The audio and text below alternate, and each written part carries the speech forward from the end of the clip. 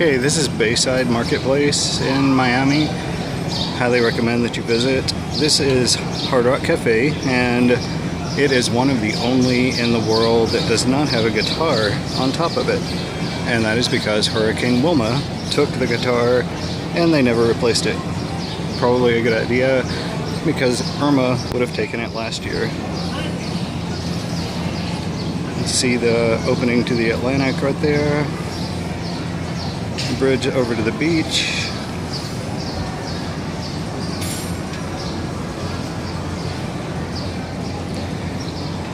And the Miami Marina.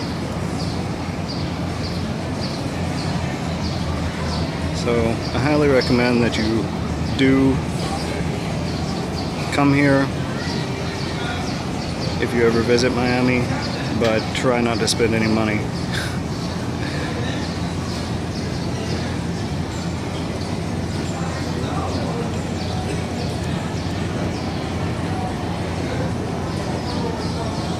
And at night, this bridge lights up. Used to be with purple on the bottom, all the way over to Miami Beach. So, I hope you enjoyed these videos. Have a great day.